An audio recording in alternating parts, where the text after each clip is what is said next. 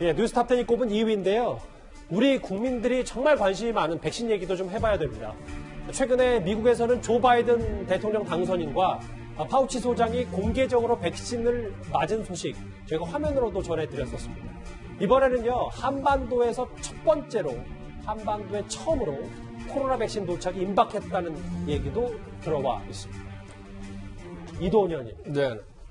주한 미군은 이제 코로나 백신의 대상자이기 때문에 지금 한반도에 처음으로 코로나 백신 들어오는데 이게 거의 보니까 미국이 전시법까지 동원해서 지금 백신 확보에 사활을 걸고 있다고 하더라고요. 그렇죠. 지금 이제 백신을 맞기 시작을 했지만 지금 미국의 인구가 그 3억 명인데 지금 이제 아직 그 수만 명, 수십만 명 수준밖에 그 아직 접종을 못했고 지금 갈 길이 굉장히 멉니다.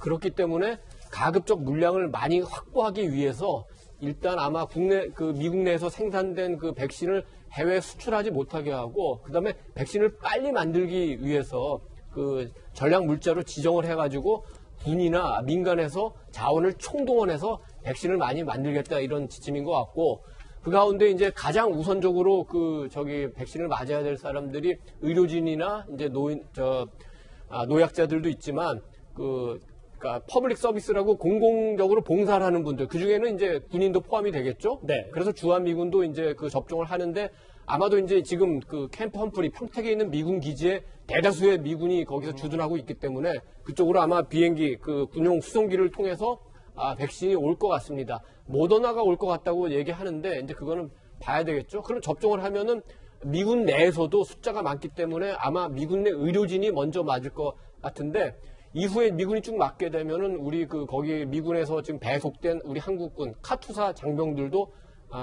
백신을 접종할 예정이라고 하니까 우리 국민들 중에는 아마 카투사들이 가장 먼저 접종을 하게 될 것 같습니다.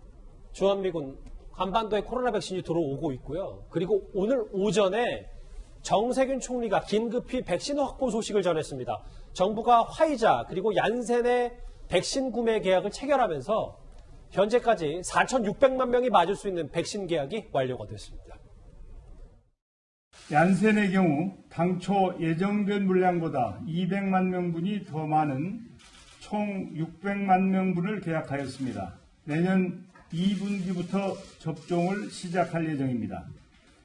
화이자 백신은 1,000만 명분을 계약하고 일단 내년 3분기부터 국내에 들어옵니다. 장혜철 평론가님, 저희가 그래서 정리를 좀 해봤는데 정 총리의 말처럼 오늘 핵심은 1분기 도입이 목표인 1,000만 분과 600만 분, 화이자죠. 1,000만 명분과 600만 분인데, 근데 얀센 같은 경우는 한 번 맞은 거는 장점인데 아직 임상시험이 다 끝나지 않았다. 이게 좀 여러 가지 얘기들이 나오고 있더라고요. 정부와 방역당국에서 그동안 우리가 백신 계약을 다른 나라에 비해 늦게 하는 것은 안전성 때문이라고 주장을 해왔습니다. 신중하게 다른 나라에서 백신 먼저 맞고 부작용 있는지 보고 나서 결정하겠다는 것인데, 그렇다면 지금 전 세계 주요 국가들이 맞고 있는 백신은 다 화이자와 모더나거든요.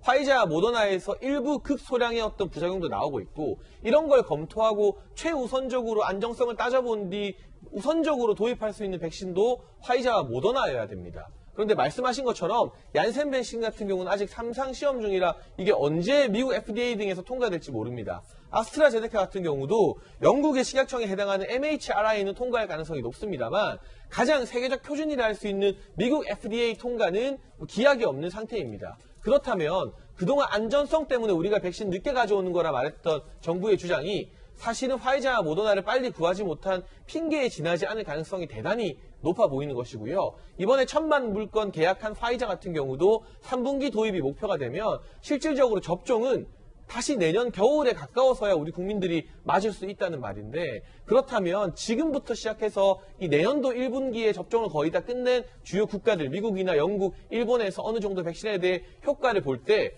우리는 또 내년도 겨울까지 2.5단계 알파, 2.5단계 알파 플러스를 진행하면서 1년을 더 견뎌야 된다는 거 아니겠습니까? 정부의 더 혁신적인 백신 도입에 대한 그런 국정 자세 전환이 필요한 시점인 것 같습니다.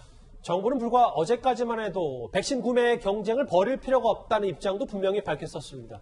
여러 늑장 대응 책임론이 대두가 되자 국가적 역량을 총동원해서 백신 계약을 빨리 앞당기겠다, 이렇게 얘기를 하고 있습니다.